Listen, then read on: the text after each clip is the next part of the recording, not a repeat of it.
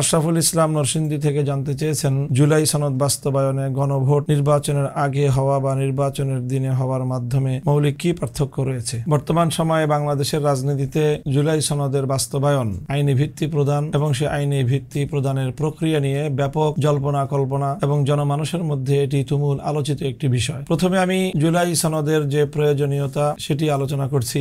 আমরা মনে করি যে 2024 সালের যে বিপ্লব হয়েছে, সেই বিপ্লবের যে স্বীকৃতি, সেই বিপ্লবের যে আনুষ্ঠানিকতা, প্রাতিষ্ঠানিকতা এবং রাষ্ট্রীয়ভাবে এই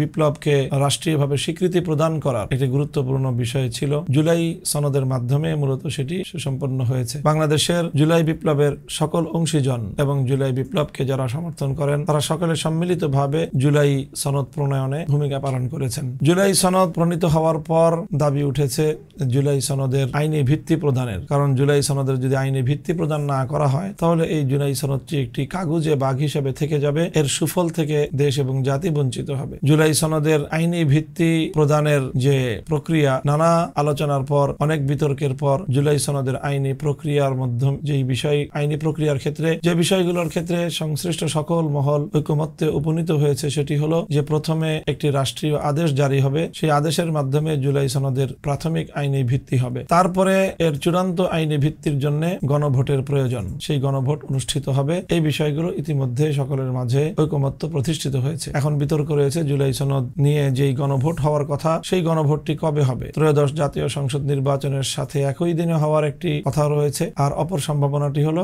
যে পৃথকভাবে জাতীয় সংসদ নির্বাচনের আগেই জুলাই সনদ বাস্তবায়নে গণভোট অনুষ্ঠিত হওয়া।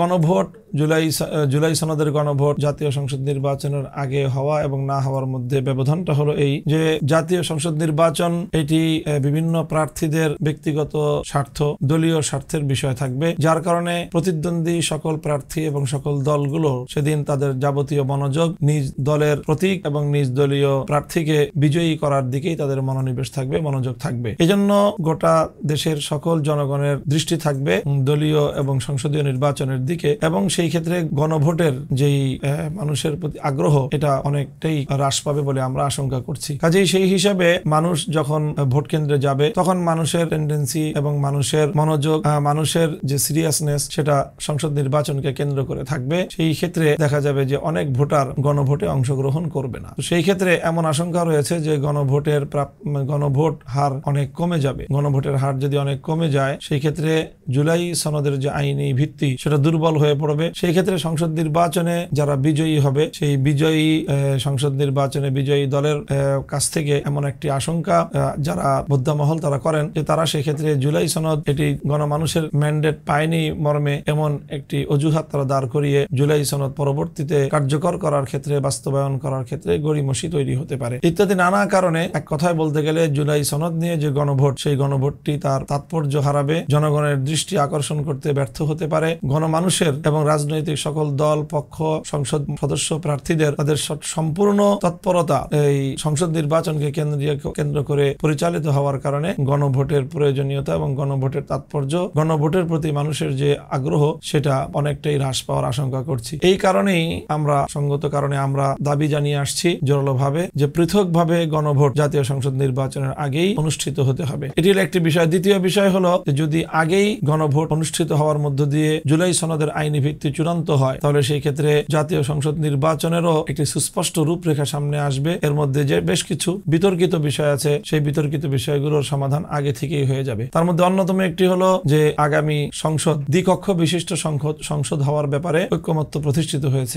দ্বিকক্ষ যখন হবে তো তখন উচ্চ কক্ষে সদস্য সংখ্যা 100 হওয়া এটাও ঐকমত্য প্রতিষ্ঠিত হয়েছে। কিন্তু সেই 100 উচ্চ কক্ষের মেম্বার তারা কোন প্রক্রিয়ার মধ্য দিয়ে নির্বাচিত হবে এটি নিয়ে বিতর্ক রয়েছে, এবং এক্ষেত্রে ঐকমত্য কমিশনের সিদ্ধান্ত হলো যে উচ্চ কক্ষে যে যারা সদস্য নির্বাচিত হবে তারা PR পদ্ধতিতে আনুপাতিক হারের ভিত্তিতে তারা নির্বাচিত হবে। এক্ষেত্রে প্রধান রাজনৈতিক দল বাংলাদেশের জাতীয়তাবাদী দল বিএনপির তাদের দ্বিমত রয়েছে এবং তারা সেখানে নোট অফ ডিসেন্ট দিয়ে রেখেছে। এখন জুলাই সনদ যদি আইনি ভিত্তি পেয়ে যায় পূর্ণাঙ্গ ভাবে তাহলে সেক্ষেত্রে এটি আগেই নির্ধারিত হয়ে গেল জাতীয় সংসদ নির্বাচনের উচ্চ কক্ষ PR পদ্ধতিতে সেখানকার মেম্বার নির্বাচিত হবে। এটি যখন নির্ধারিত হবে তখন এক একটি রাজনৈতিক দল জাতীয় সংসদ নির্বাচনে তার জোট গঠন, অ্যালায়েন্স গঠন অথবা তার প্রার্থী নির্বাচন এবং প্রার্থী সংখ্যা ইত্যাদি বিষয়গুলো নির্ধারণ করার ক্ষেত্রে এটি একটি অন্যতম গুরুত্বপূর্ণ একটি কার্যকারণ হিসেবে কাজ করবে। আর যদি উচ্চকক্ষ পিয়ার পদ্ধতিতে হচ্ছে কি হচ্ছে না এই বিষয়টি অমীমাংসিত রেখেই বা এই বিষয়টিকে সন্দেহ সংশয়ের মধ্যে রেখে জাতীয় সংসদ নির্বাচনে গেলে তখন আরেকভাবে নির্বাচন হবে ইত্যাদি কারণেই আমাদের দাবি, এদেশের সংখ্যাগরিষ্ঠ রাজনৈতিক দলগুলোর দাবি হলো যে জুলাই সনদকে নিয়ে এটি পৃথকভাবে আগেই অনুষ্ঠিত হবে, এরপরে সেই জুলাই সনদের ভিত্তিতে ত্রয়োদশ জাতীয় সংসদ নির্বাচন হতে হবে। এই হলো মৌলিক কিছু পার্থক্যের কথা আমি আলোচনা করলাম। অনেকে দাবি করেন জামাতে ইসলামী বিভিন্ন অপ্রাসঙ্গিক দাবি তুলে মৌলিক দাবি থেকে ফোকাস সরিয়ে ফেলে উচ্চকক্ষে পিয়ারের বিষয়ে জোর না দিয়ে পূর্ণ পিয়ার নিয়ে আন্দোলন করা বা গণভোট নিয়ে বর্তমান আন্দোলনের ক্ষেত্রে এই দাবি করেন অনেকে। এ ব্যাপারে আপনার মূল্যায়ন কি? এখানে বিভিন্ন রাজনৈতিক দল যার যার রাজনৈতিক দাবি তারা উত্থাপন করবে। এক্ষেত্রে সংখ্যাগরিষ্ঠ যে রাজনৈতিক দল তারা কেবলমাত্র উচ্চ কক্ষে পিয়ারের দাবি করছে, আর কোন কোন রাজনৈতিক দল তারা উভয় কক্ষে পিয়ারের দাবি করছে। কাজে এক্ষেত্রে আমি মনে করি যে এটি কেউ অন্য বিষয়টিকে ফোকাস করলে সেটি তার দলীয় বিষয়, অন্যরা সকলে যার যে দাবি সেই দাবিকে হাইলাইট করা, সেই দাবিকে ফোকাস করা এটি সেই দলেরই কর্তব্যের মধ্যে পড়ে। কাজেই আমি মনে করি না যে এই ক্ষেত্রে অন্য কারো দাবি আরেক দল এটার উপরে ফোকাস সরিয়ে ফেলতে পারে বা পেরেছে, এটা আমরা মনে করি না।